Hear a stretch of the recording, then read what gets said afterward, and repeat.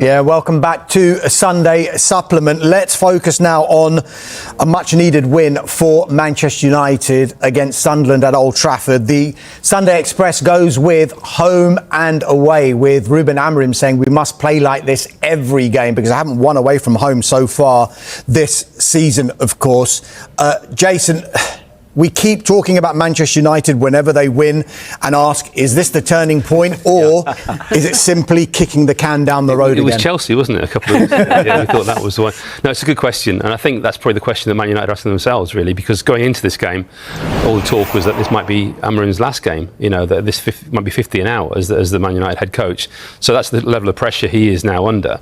And we're almost at a situation now with him, whatever the club says, it's almost like game by game, you know, will he survive, will he survive? And that's in itself is a terrible position to be in, especially at a club like Manchester United, where every single performance is being scrutinised, every result. The fact that he hasn't got back-to-back wins is incredible in itself. It's absolutely astonishing, and the fact that they've celebrated so much being a newly promoted side, albeit one who's doing extremely well this season, again shows the situation at the moment. But it was a good performance. They did play well, and it can be possibly a line in the sand moment. But as I say, I do hesitate to say that because we were talking about this lot after Chelsea, weren't we? We were. Look, it's funny you should mention about the back-to-back wins, because in the Sunday Telegraph, James Duckersby says, look, back-to-back league wins have proved elusive for Amorim, so there would be nowhere better to break that duck than at the home of the champions. Yes. It's Liverpool next, of course, United's most bitter rivals. United have to find some momentum from somewhere. After all, lurching from game to game, as you said, is ultimately unsustainable.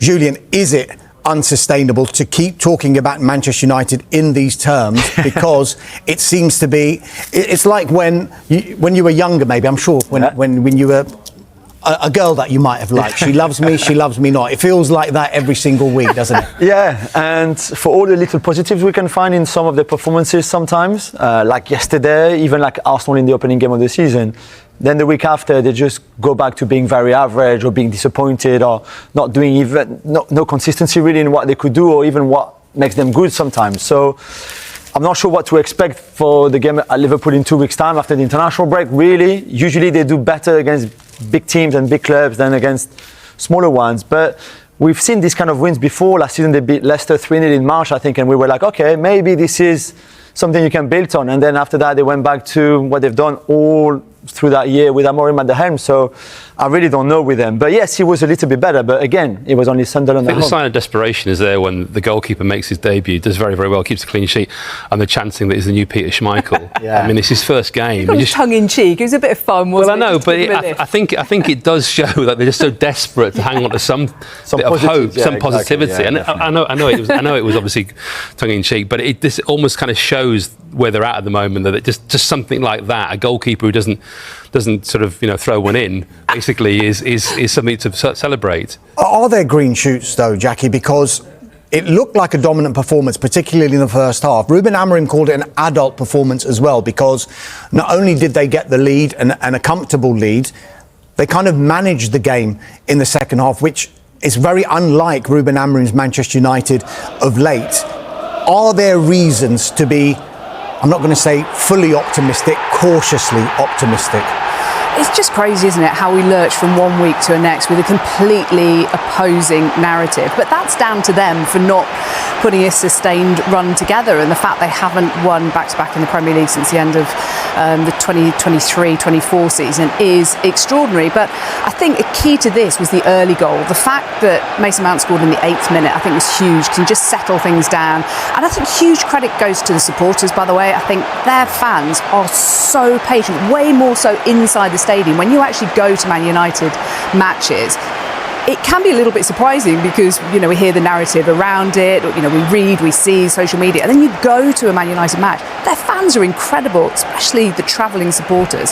So they deserve something back. So the fact they got an early goal, the fact they got a decent performance, yes, against a newly promoted side, but a good one that's hit the ground running, and fair play to Sunderland for that, I think was positive. But just talking about the narrative flip that we lurch from, we're all guilty of it because we're reflecting what's happening, of course, in our jobs. But 34 points from 33 games is shocking. It's relegation form, second only to Tottenham in terms of the teams that have been solidly in the Premier League in that time. That was before yesterday. And now suddenly, a clean sheet, a good performance, an early goal, the fans are happy, a new goalkeeper who doesn't chuck one in, and suddenly it's 3 wins at home in a row. It's 4 Premier League wins out of 8. That's how things can change so quickly. Now it's up to the players. Now it's up to the manager to go, OK, we've got a foothold with a good, solid, basic win. We need to build on that. It's not up to the supporters. It's up to them to show that they mean business. It's almost a shame that the international break is coming now, because really, if you're Ruben Amorim after this and all the positive that Jackie mentioned, you go back to the training ground, you've got a week to prepare for the Liverpool game, and now tomorrow he's going to turn up at the training ground, there'll be 2 players, and they're going to just do keep your pace, or 3 players, and then that's it. And then he only sees them again in 10 days now. And in 10 days, a lot of things can happen with the national teams, and then you will only have 4 days or 3 days to prepare for the Liverpool game. So, in a way, this comes at the wrong time, this break. Yeah, just looking at the Star on Sunday, their headline is back and no sack. Look, Jackie mentioned it there about the match-going fans.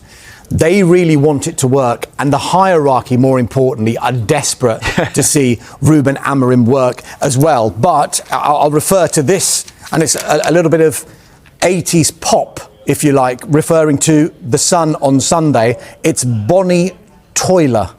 Ruben serenaded, but this is no total eclipse as heartache still looms. Do you feel there is an inevitability that Ruben Amorim will lose his job eventually, or will he be backed and no sack? No, I think he's under pressure. He will be under pressure again if they lose against Liverpool in 2 weeks. Then we're going to say the same.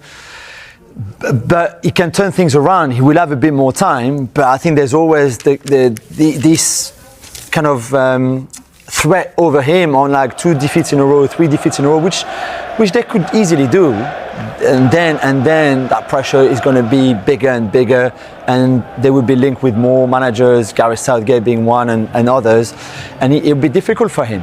But only results, more even than performances, only results can give him a bit of time. Has it bought him a little bit more time, considering he's won this game, and maybe if they were to lose at Anfield, is it almost a free hit unless they get really bad? Yeah, no, it's a good point. I think it does give him a bit more time, and I think also because we're now going into an international break, I think all the talk on Friday was that he might go after yesterday's game because of the international break. Now we've got another international break in November. I would have thought that next window, if he goes into that next window with a good run of results or a decent run of results, he'll be fine. If he doesn't, then the pressure will rise again. And I think we're almost in that game-to-game scenario with him now, which in itself is usually unsustainable going forward. So to answer your question that you asked to Julian, I still find it hard to see it working just because it's gone on for quite so long. I think whatever happens though, they should probably give him this season because it gives them the whole season. Then I think they've only got the FA Cup in the league, and they might qualify for Europe, but they're not going to win it. So they may as well try and give this as long as possible to see if it will work, having invested so much into him, because otherwise what are you going to do? And that's the big question. And the hierarchy want it to work. That's key. The fans want it to work. The hierarchy want it to work. He clearly does. I like the fact that he said, my players back me, that my players want me to stay in the job. Yeah, because he's taking all the flack on their behalf at the moment. But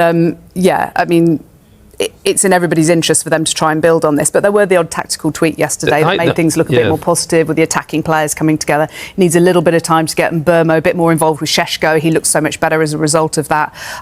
But it's got to happen quickly. And I slightly disagree about the results at Anfield, because obviously Liverpool need to win that game too. And I think if it was a narrow defeat and if it was a really, really strong Manchester United performance, I don't think that's the end of the world. But yeah, a win would do wonders. I think the hierarchy have to back him because the scrutiny will be on them as well, because they've spent a huge amount of money, and it will be an expensive sacking, having given Erik ten Hag a new contract.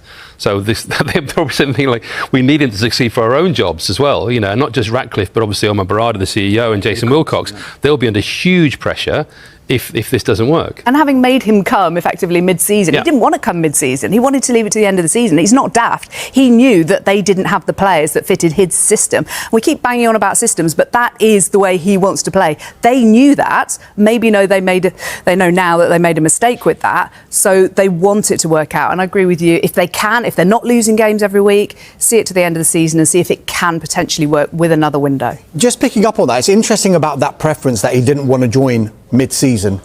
Would they have been in a better or a worse position had he joined at the end of last season? Because if joining mid-season, he's seen all the problems and almost had a free hit at it for the rest of that season, hasn't he? I think he meant more to implement his own ideas and that system. Yeah, the pre-season would have been good. He could have gone into the transfer window if he had come in June to sign the right players, to fit the right system, to arrive in November.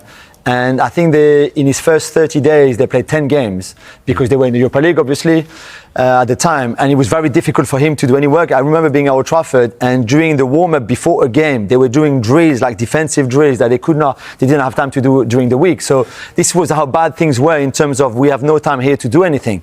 That's why I think he wanted to come later, and rightly so, to be fair. But then Manchester United train come once, and if you don't take it, then he might not come again. That's why he felt, okay, I'm going to come now. But yeah, it was not ideal for sure.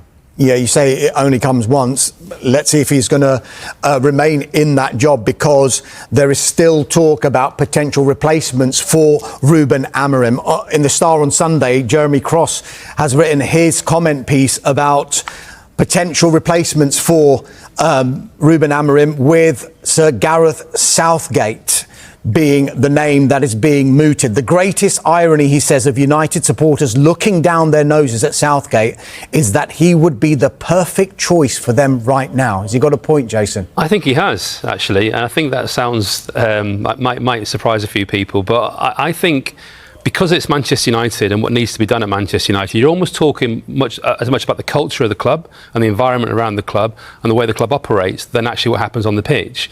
And I think that Gareth Southgate, if you look at the work he's done with England and the way he changed that environment, I think it's a similar job that he could do at Manchester United. The key would be, I would almost have him like a general manager, and then like a really good coach working with him, like almost like a head coach who's going to be, and then Gareth overseeing it all. I could see that working. Plus, I also think it's the one job in football that would interest him. I don't see him managing again. I really don't, except for this one job if it comes up. He's a Man United fan. His hero is Brian Robson. It's always the club he looks out for. I think it could be the one thing that tempts him back into management. I know a lot of Man United fans will wince the way you are at that thought, but it's just the way I look. I'm with Damish. But no, I just think there's a particular case for this one. I think it's one that you look at and think, actually, I could see that working because of everything that needs to be done around the club. And I do feel for any coach that goes into Manchester United, whether it's Ruben Amorim or Andoni Iraola, whoever in the future comes in there, because it's too much. There's too much to be done, not just with the team, but the whole club. And I think if you got somebody like Southgate who could almost like change the culture and be like, be in that role as much as anything else, with a really good young head coach or coach number two beneath him, then I think that could work. I think there are better coaches to come in than him, starting with Iraola or Marco Silva, even at Fulham, who could do a better job. I think I agree with Jason on the culture and what Gareth would do to appease all of that and be better for that, for sure. But that works for England because you don't have your players every day on a daily basis at a club like Manchester United. The football and the tactics and that side of coaching is also very important. And I don't think Gareth Southgate has that or is good enough for that for a club like Manchester United. Do you agree? I really like Gareth Southgate. I don't know if I want to... Don't sit on the fence. You have to... No, I don't want to see him go in there and get ripped apart. And I'd have it at home, Man United fans, in my family at home. And I'm not sure he'd be the right fit. I think maybe more for Jason's kind of role. And what Gareth Southgate can offer from a cultural point of view, again, something I think we don't talk enough about. We talk so much about footballers and tactics and XG and all the rest of it, but actually there is a much bigger piece to argue about, which is culture. But whether he's the right fit for actual Manchester United manager, I can't see him getting that job. I could see him certainly in a role where he could have a massive impact and make a big difference to a club such as Manchester United. But I think it would be maybe an Iraola. Oliver Glasner, I think he's a fabulous manager. It's very underrated, very interesting to see what he's going to do at the end of his contract at Crystal Palace. I think there'll be big clubs coming after him, but I think those two would be in pole position. Xavi's another one who's been mentioned, of course, having left Barcelona. But I think the big club history is something that maybe you have to take in consideration at Manchester United. It's so huge and it's so much more than about tactics. So having just said that those other managers might be fantastic, it also needs somebody who's able to embrace that kind of huge club. You've all talked about the culture. Could you argue that Ruben Amorim has changed the culture because of the way he approached that transfer window and getting rid of the players that he felt were affecting the culture at the club? Well, he certainly he's put his stamp on it, but whether or not that's enough, I don't think it is, actually. I think that if you talk about Manchester United and talking to people at Manchester United and the atmosphere around the club, Ruben Amorim's going to hide into nothing. It's an incredibly difficult environment. The pressure is on. It's an unhappy club. It's not a happy place, and I don't think that helps anyway. And obviously, they had this huge upheaval, the number of people being made redundant and so on, which to a degree they were overstaffed. They had a big staff compared to Arsenal and Manchester City. They did have a lot of people, but obviously, people are losing their jobs. So that's a terrible situation. And you're in that environment where people are losing their jobs, and you're the head coach, a young guy coming in from Portugal, trying to, as you say, make your own stamp on it, make those changes. And changing the culture of a football club isn't just changing the first team. It's the whole club. It's the whole environment around the club. It's how the club operates and behaves.